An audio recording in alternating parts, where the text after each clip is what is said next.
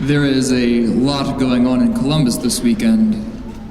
The Home and Garden Show is going on, and although forecasters say we're in for a frigid month of March, at this point I'm sure many of us are not very sure or optimistic about the ground thawing before the month of May.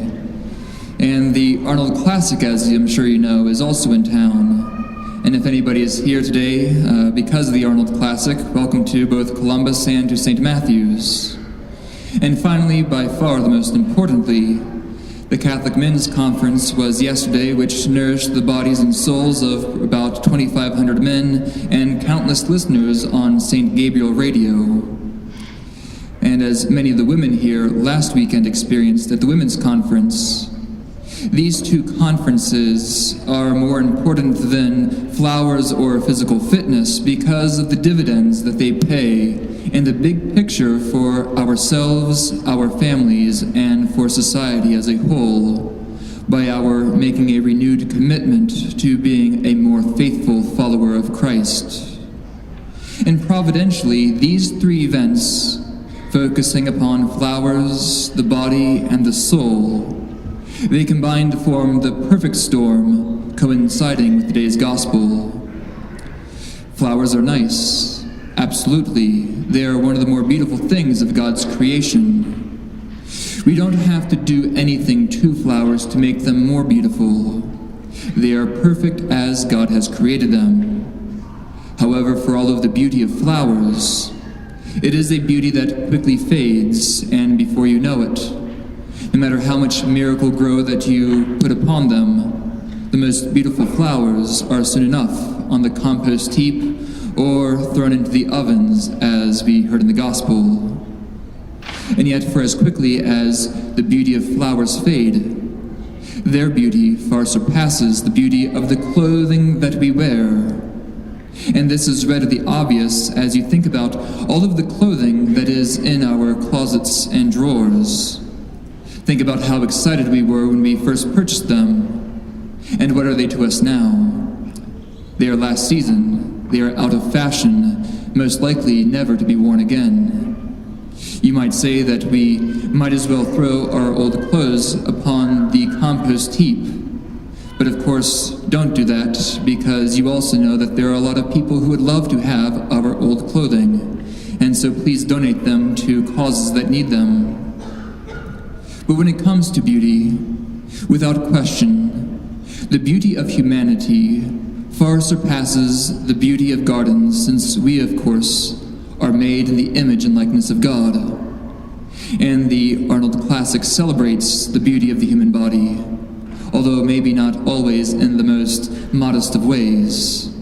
However, we do know all too well that our bodies all will eventually break down, which we will be reminded of this upcoming Ash Wednesday when we hear, "Remember that you are dust, and to dust you shall return."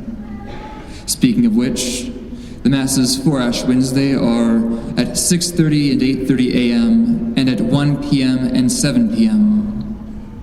And although we are reminded on Ash Wednesday that we are dust, we know that we are more than just dust, that we are ultimately body and soul. And so yes, it is true that all of the material things in this world are passing away, and that God has placed us in the world to be His custodians of creation as long as it endures. But we are also the custodian and in charge of something that does not pass away, something eternal, our souls. So for as much care as we take in preserving the earth and our bodies, we should place a much greater emphasis upon taking care of our souls. Since if we don't, we might find ourselves thrown on a heap in the fires of Gehenna, perhaps. But when you think to the needs of this life, food, water, clothing, shelter, these are all absolutely undebated needs at a material level. But we have still a greater need, as Jesus points out in the Gospel. Our first and greatest need, above all else, is to seek the kingdom of God and His righteousness.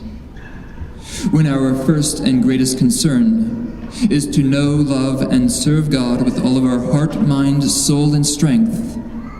We can re-echo St. Paul's sentiment in the second reading, that we ultimately do not care what the world thinks about us or how they judge us, but what matters is how God will judge us at the conclusion of our lives. And so we may ask ourselves, whom do we really serve, God or Mammon? Obviously, I'm sure that no one here has an actual statue to Mammon in their house. But, of course, Mammon refers to a word that describes worldly goods. And so when we consider who do we really serve, God or Mammon, that is to say, worldly goods, this question may be answered by considering to whom or to what we can devote most of our thoughts, our time, and our treasure to. Are our thoughts, our time, and treasure primarily devoted to the service of God and the love of our neighbor, or more for just simply ourselves?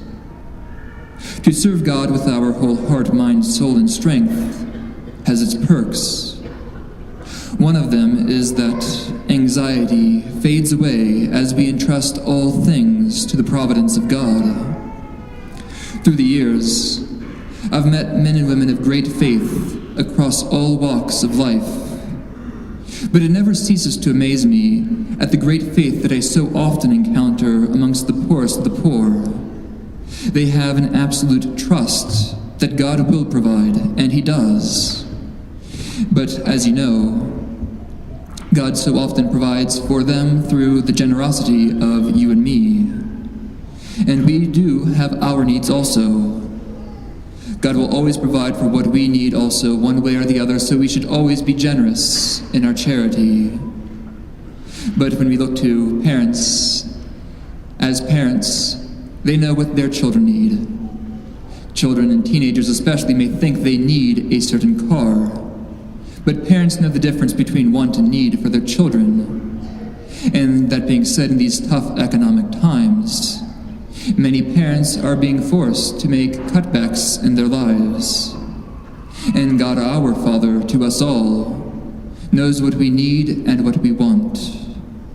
And so in these tough economic times, many parents are in fact being forced to cut back, maybe moving from bigger houses into smaller ones, maybe moving from a more expensive car to a less expensive car. And such things are often a test to remind us to see who is the source of our consolation and our happiness, God or the worldly goods. We see this in the most extreme example in the book of Job. Job didn't do anything wrong which caused all of his troubles. Yet when we compare Job's troubles to ours, we quickly realize that we really have no reason to complain. And so in conclusion, it is good to remember that there will always be more thorns in this life than roses, and that through tests and trials, God will ultimately provide for those and reward those who remain faithful. The rewards are oftentimes seen in this life, but the biggest and most important reward of all is reserved to the next life, for those who serve the Lord, our God, with their whole heart, mind, soul, and strength.